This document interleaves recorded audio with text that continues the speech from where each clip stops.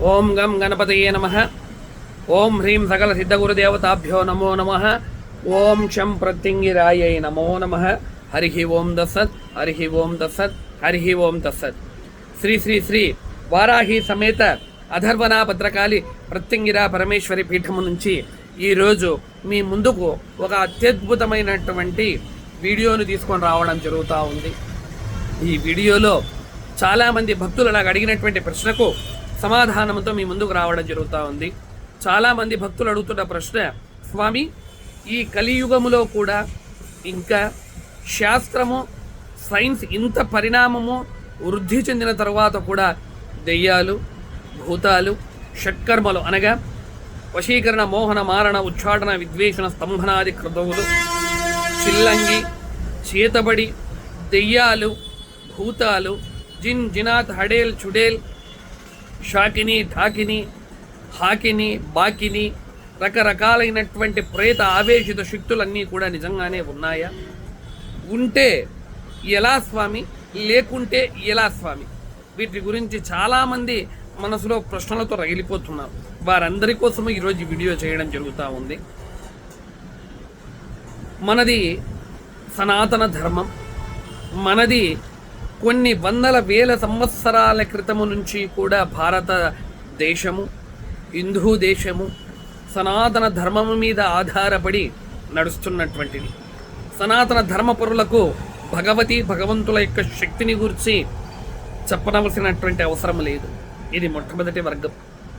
రెండవ వర్గం తీసుకుంటే వీరు భగవంతుడు ఉన్నారు, భగవంతుడు లేడు, చెడుకు సంబంధించినటువంటి దెయ్యాలు ఉన్నాయి, లేవు, షట్కర్మలు ఉన్నాయి, లేవు అనేటువంటి ఆలోచనలతో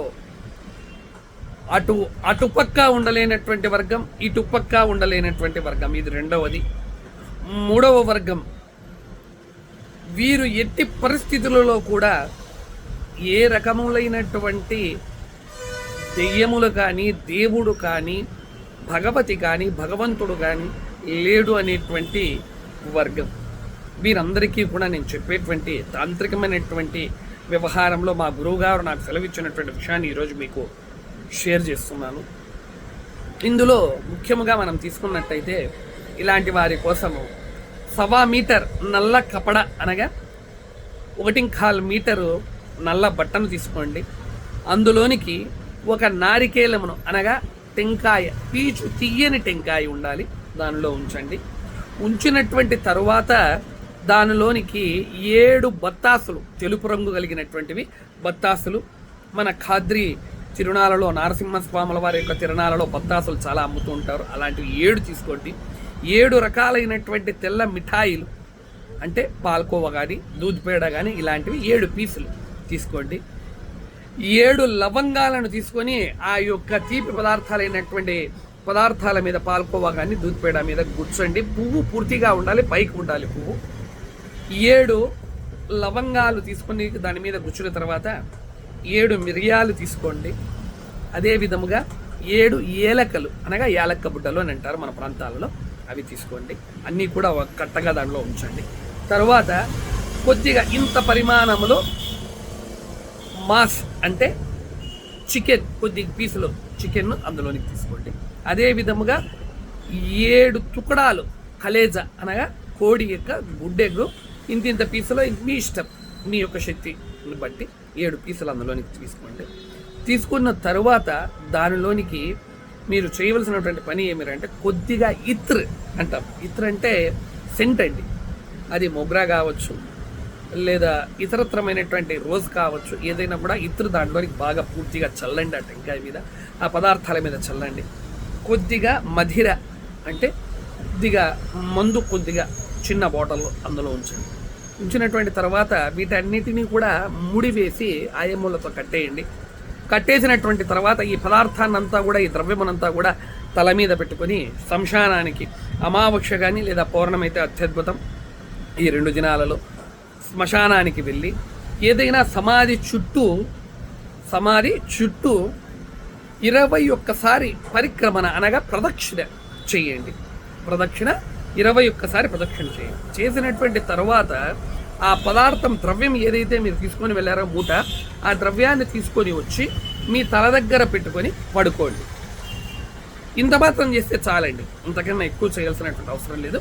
కేవలం పోయారా, పరిక్రమణ చేసుకున్నారా, వచ్చేసారా, మళ్ళీ ముక్కాల్సిన అవసరం లేదు మీకు. ఎందుకంటే నమ్మకం లేదు కదా, ముక్కాల్సిన పని లేదు, ఏమీ లేదు. జస్ట్ ప్రదక్షిణ చేయండి, చేసి వచ్చి పడుకోండి, అంతే. ఇది కేవలము జాన్కారీ అనగా విషయ పరిజ్ఞానం కోసం మాత్రమే నేను చెప్తున్నాను. దీని ద్వారా వచ్చేటువంటి కష్టాలకు కానీ, ఇబ్బందులకు కానీ, దాని ద్వారా కలిగేటువంటి నష్టానికి కానీ నేను కానీ, నా ఛానల్ కానీ, మా పీఠము కానీ, ఇతరత్రమైనటువంటి ఎవరూ కూడా ఇందుకు బాధ్యులు కారు. కేవలము సనాతన ధర్మము యొక్క గొప్పతనము, విశిష్టత, అదే విధముగా ఈ విద్యలు కూడా ఉన్నాయి అని తెలియజేయడానికి మాత్రమే ఈ యొక్క వీడియోను చేసి పొందుపరుస్తున్నాం. ఇలా చేసుకొని వచ్చి ఆ మూటను తల దగ్గర పెట్టుకొని మీ భగవతి కరుణా కటాక్షాలు ఉన్నాయంటే ఒక 3 రోజులు, లేదంటే ఒక రోజే. అది భగవతి చూస్తుంది, భగవంతుడు చూస్తాడు, సాక్షాత్తు కాల భైరవుడు చూస్తాడు, మశాన్ కాళీ చూస్తుంది, లేదా మసాని శక్తులు చూస్తాయి, జోగినీలు యోగినులు చూస్తారు. ఏమి జరుగుతుందో ఏమో అనేది వీరులందరూ కూడా చూసుకుంటారు. కాబట్టి ఇలాంటి తంత్ర మార్గంలో ఇలాంటి విషయం కూడా ఉంది అని తెలియజేసేందుకు మాత్రమే ఈ యొక్క వీడియోను పొందుపరుస్తున్నాను. ఎవరికైనా కూడా జాన్కారీ కావాలనంటే మీరు చేసి చూసుకోవచ్చు. కాబట్టి ఇలాంటివన్నీ ఉన్నాయి.